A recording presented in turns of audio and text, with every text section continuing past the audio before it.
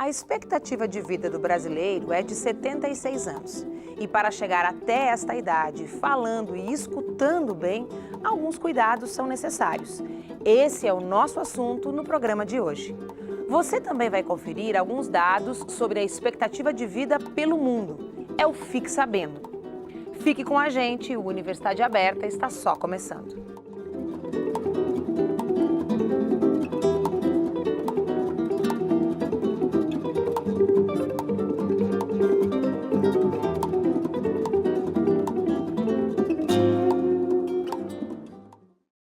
Hoje vamos falar sobre a saúde do idoso que vive nas instituições de longa permanência. O projeto de extensão Atuação na Saúde do Idoso Institucionalizado é desenvolvido pelo curso de Fonoaudiologia.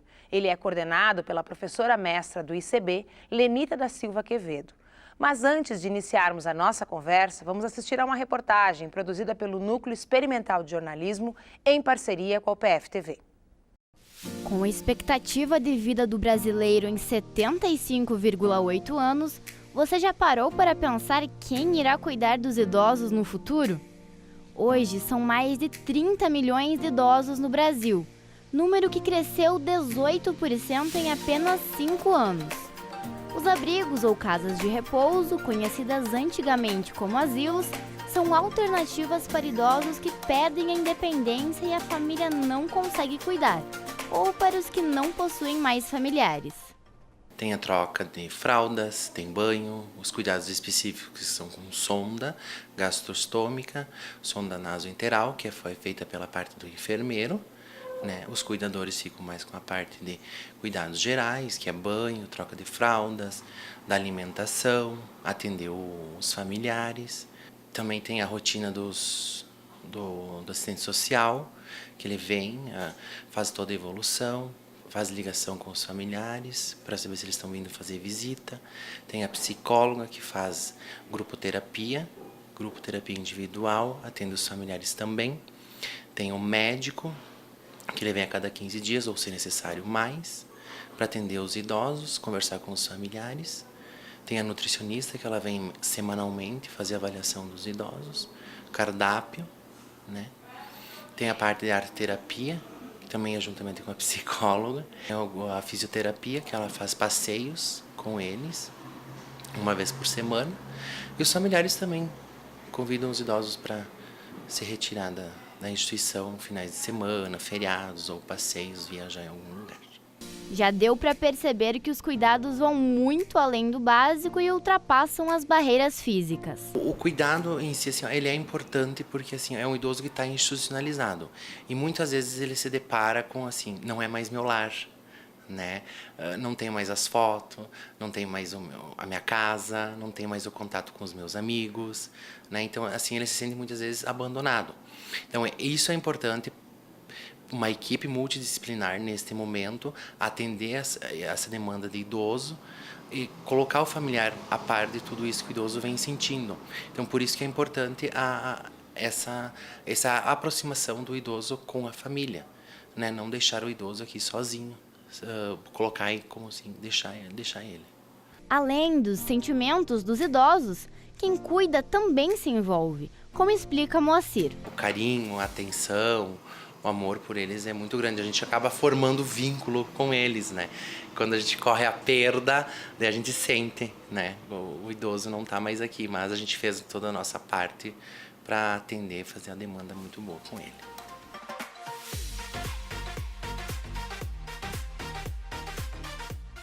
Tudo bom, professora? Tudo bem. Seja bem-vinda. Obrigada, agradeço o convite.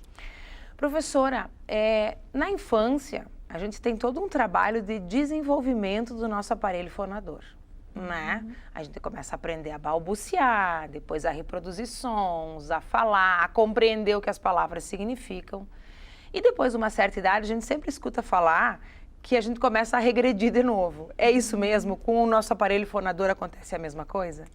Na verdade, com o passar do tempo, né, em função do envelhecimento, todo o nosso corpo envelhece, todos os nossos sistemas, os nossos órgãos, e, consequentemente, os órgãos e as estruturas do nosso aparelho fonador, né? A nossa boca, a nossa língua, a musculatura que compõe as nossas bochechas, os nossos músculos, e isso vai refletir na comunicação, na conversação, né, na alimentação, com o passar do tempo, pensando no idoso lá no momento do envelhecimento. Quando a gente fala em envelhecem, do ponto de vista do aparelho fonador, significa o quê? Fica mole, fica flácido, carece de exercício, atrofia? Do que exatamente a gente está falando? Então, na verdade, assim, pensando em musculatura, né, começa a ficar flácida a musculatura e é preciso um trabalho para tentar melhorar a funcionalidade dessa musculatura pertencente ao aparelho fonador e também a questão da nossa laringe, né, as nossas pregas vocais, que também vão envelhecendo com o passar do tempo, certo? Então, a gente tem umas consequências, pensando na nossa comunicação, na fala, na própria voz, né, que é a presbifonia, que é o envelhecimento da voz que acontece. E também, às vezes, isso reflete na alimentação, né? A gente precisa ter toda a musculatura para mastigar, desde a questão dos dentes também. Tem a perda dos dentes, exato, né? A perda dos dentes, a língua às vezes fica, né, com uma tonicidade também alterada, as bochechas já não têm mais também a mesma tonicidade para mastigação, e isso vai refletir em todo o processo, tanto da fala quanto da alimentação. E nós falamos também um pouco da audição, né? Esse envelhecimento acompanha também a nossa capacidade de ouvir?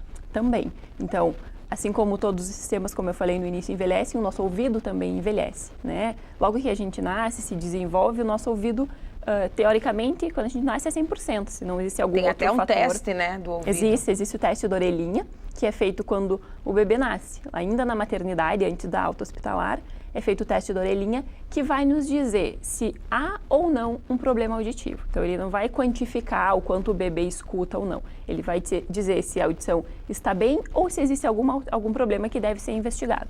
E aí, no passar do tempo, né, no desenvolver a criança, a gente vai percebendo se a criança está desenvolvendo a fala, né? E aí a gente percebe se pode ou não haver um problema auditivo nesse momento.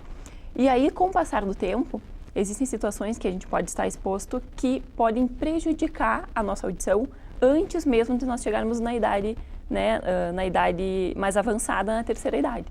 E aí isso pode piorar quando uma pessoa que tem, por exemplo, trabalha exposta a ruídos muito intensos, sem usar proteção auditiva. Isso pode trazer danos à audição, né, de maneira precoce. Hoje a gente tem as adolescentes, pessoas jovens que usam muito fone de ouvido, né? Isso pode trazer um dano antes, no momento, um dano precoce em relação à nossa audição. Ou seja, um dano qualquer, mesmo pequeno, vai naturalmente acontecer. E aí tem agentes externos, como, por exemplo, o fone de ouvido, quem trabalha com ruído, mas também tem questões ligadas à alimentação, tabagismo, alcoolismo, que também vão afetar as nossas cordas vocais, por exemplo. Exatamente. Tudo isso vai refletir tanto na nossa audição quanto na nossa saúde como um todo, né? E pensando nas cordas vocais, na musculatura também. Existem vários problemas externos que vão afetar na nossa audição e podem piorar, fatores sinérgicos ao envelhecimento natural do nosso organismo. E aí, quando eu chegar com 60, 70 anos, talvez eu tenha uma audição muito pior do que eu teria se eu tivesse me prevenido ou tivesse um cuidado maior com a minha saúde de maneira geral.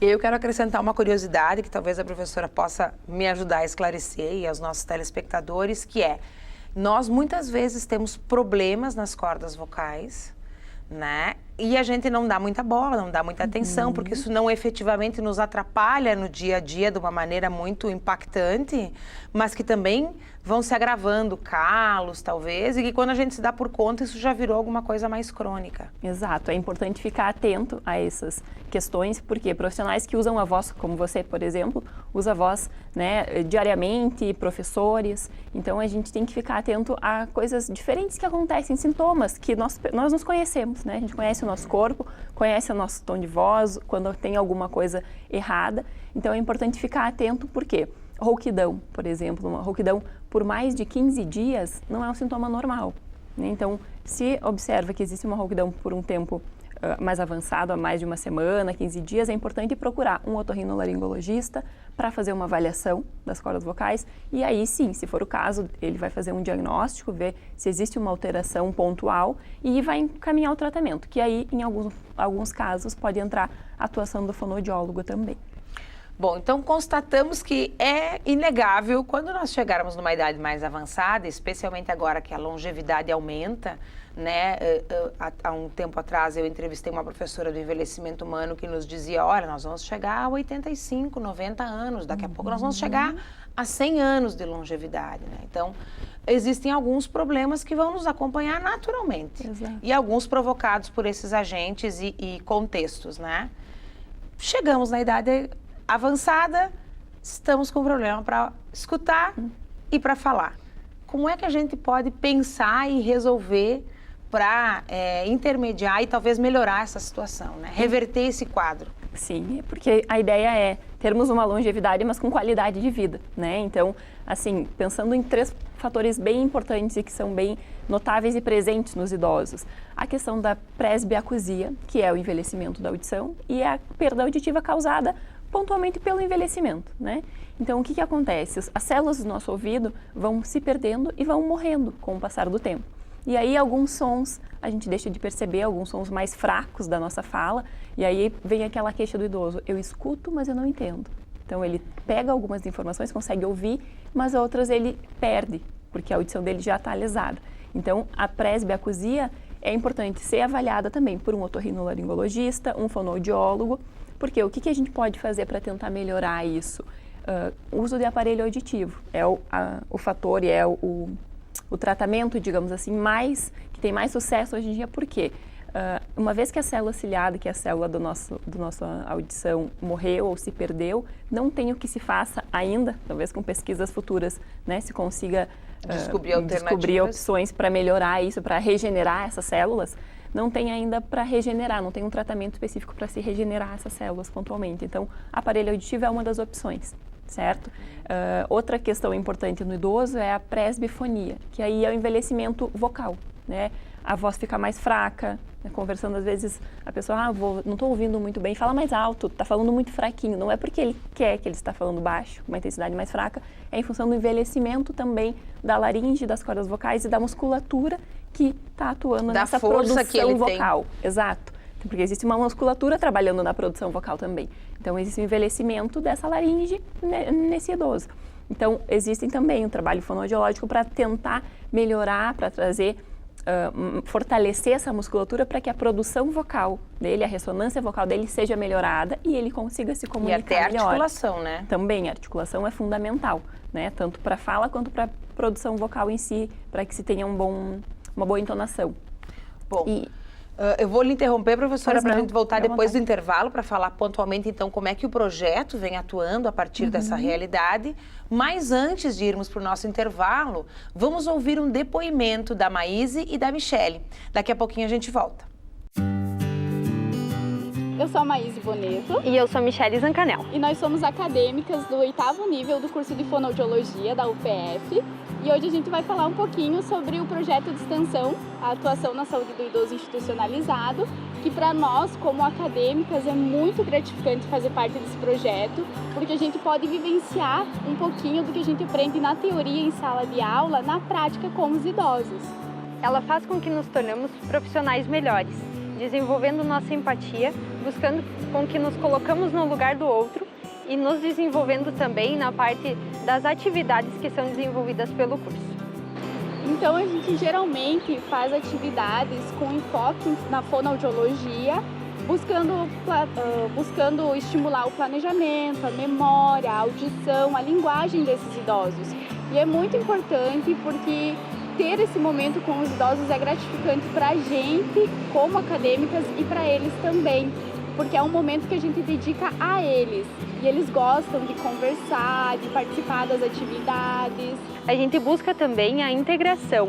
Além da integração entre os idosos, cada um com sua particularidade, cada um com sua dificuldade, a gente busca essa integração com o profissional da saúde, buscando então que nós tenhamos uma interação completa e assim eles fiquem mais felizes também no ambiente deles.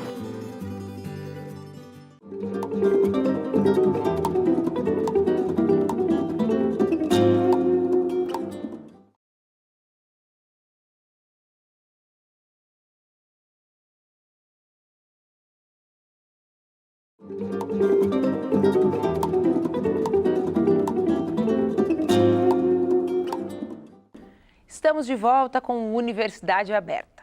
Continua comigo no estúdio a professora mestra do ICB, Lenita da Silva Quevedo, que veio conversar com a gente sobre o projeto que trabalha com os distúrbios de comunicação e alimentação do idoso nas instituições de longa permanência.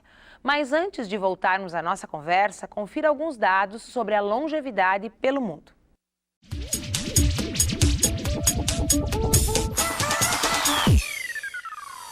Você já deve ter ouvido falar na famosa fonte da juventude.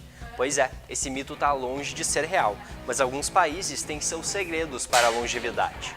A região de Okinawa, por exemplo, nas ilhas do sul do Japão, é chamada de a Terra dos Imortais, por seus 400 habitantes que têm mais de 100 anos. Muitos atribuem isso ao tofu, um queijo feito com leite de soja, batata e peixes. Na Espanha, o segredo está na siesta. É aquele descanso de 3 horinhas depois de uma refeição rica no saudável azeite de oliva, vegetais e vinho. A Coreia do Sul está caminhando para se tornar o primeiro país a ter uma expectativa de vida de 90 anos. A dieta baseada em alimentos fermentados ajuda a diminuir o colesterol e aumentar as defesas imunológicas. Bom, professora, então a gente desenhou esse quadro, né, que é esse contexto próprio da longevidade, próprio das idades mais avançadas. Quando é que a gente começa a notar, ou mais ou menos em que idade a gente começa a notar de uma maneira mais impactante esses distúrbios? Bom, a partir de 60 anos, geralmente é o que acontece, começa a aparecer, né, essas questões, mas isso obviamente vai depender muito de indivíduo para indivíduo em função da qualidade de vida, dos cuidados alimentares, né, da saúde como um todo e também dos fatores externos que a gente conversava antes.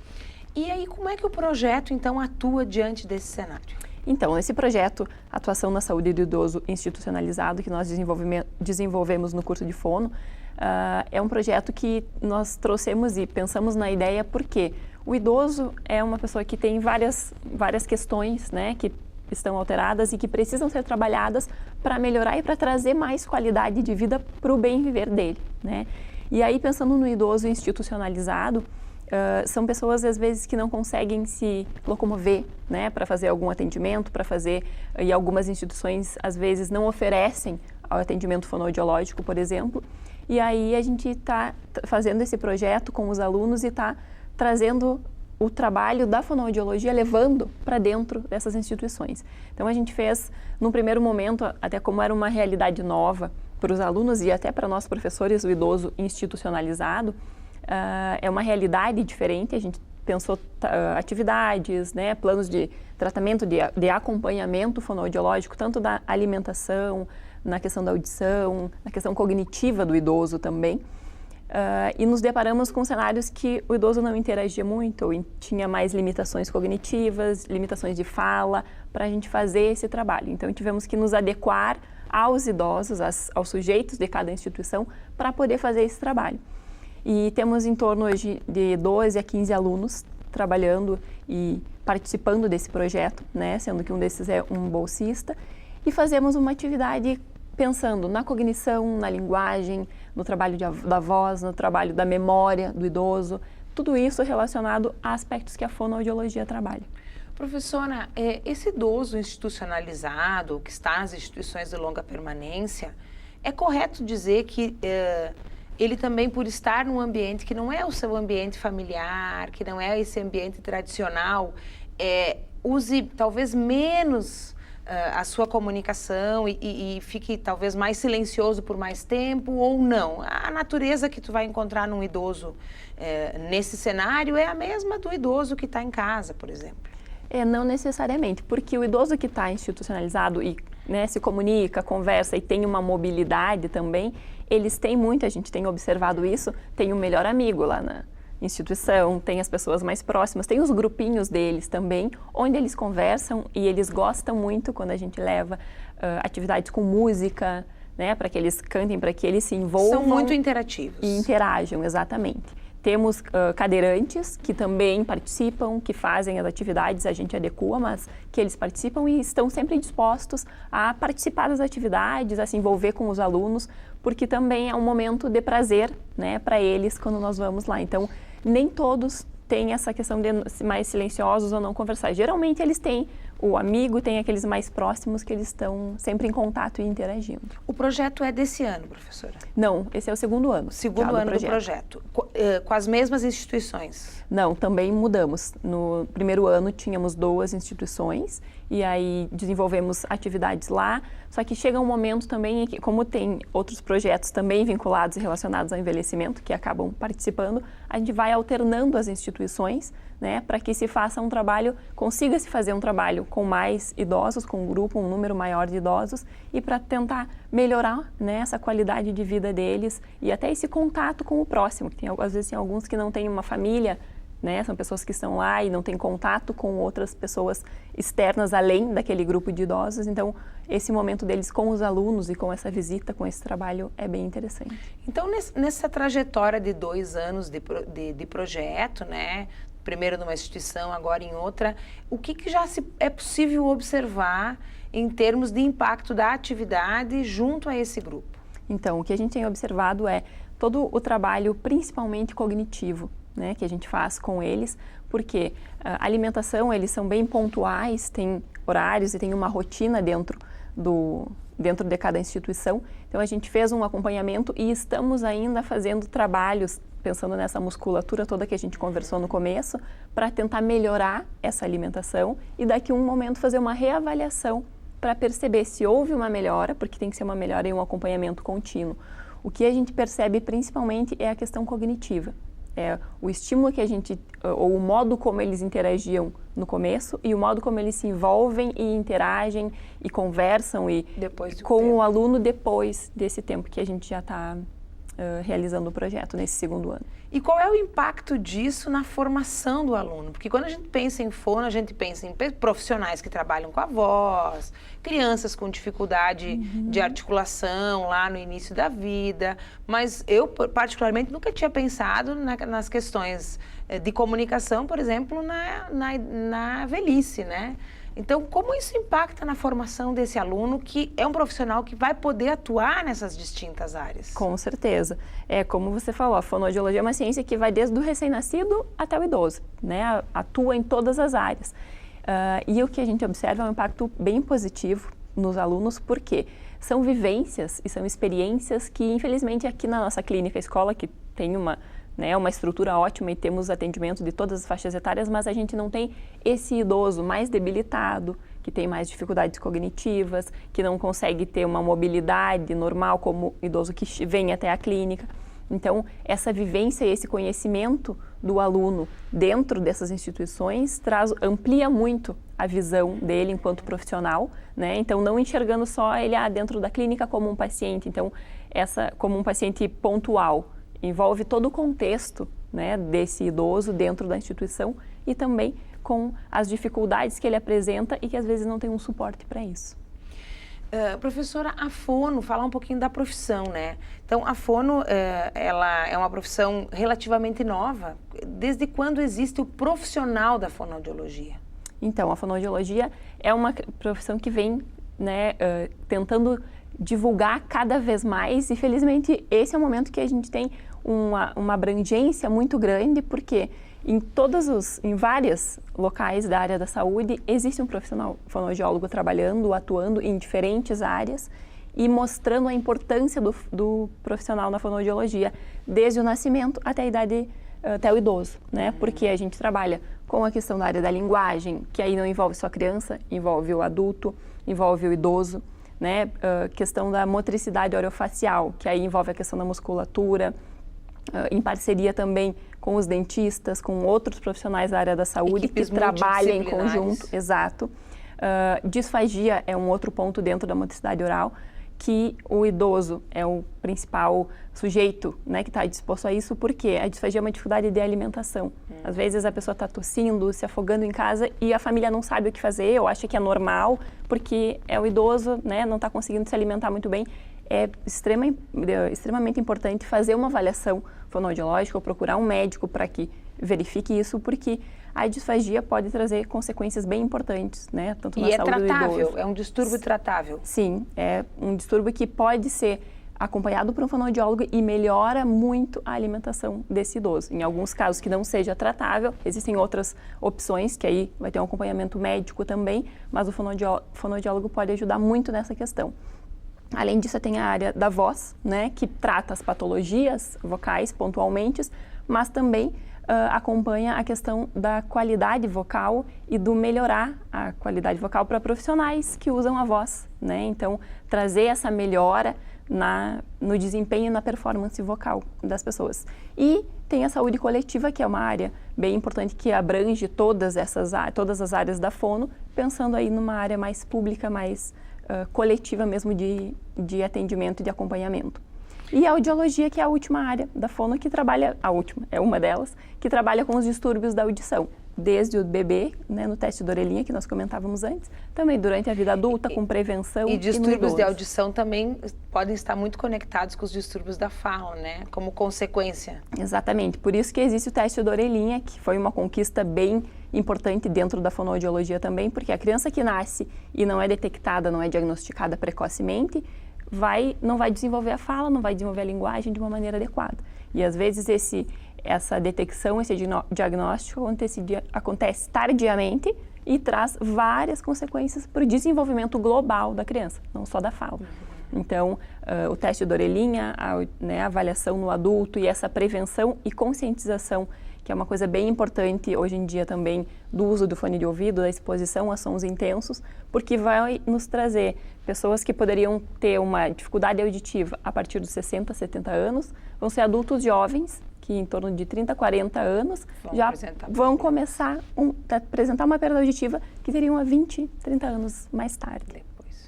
Bom, professora, muito obrigada pela tua participação. Imagina, e ano que vem agradeço. nós te esperamos de volta para contar como é que vai ser esse terceiro ano do projeto, quais são as novidades, e o Universidade Aberta e a UPF-TV estão sempre de portas abertas. Tá certo, muito obrigada pelo espaço. Bom, e você, se gostou, pode assistir as nossas reportagens no site nextdoor.com.br e nossos programas na íntegra estão disponíveis no canal do YouTube. Estaremos de volta na semana que vem com outro projeto ou pesquisa realizado aqui na universidade. Eu espero por você. Até lá!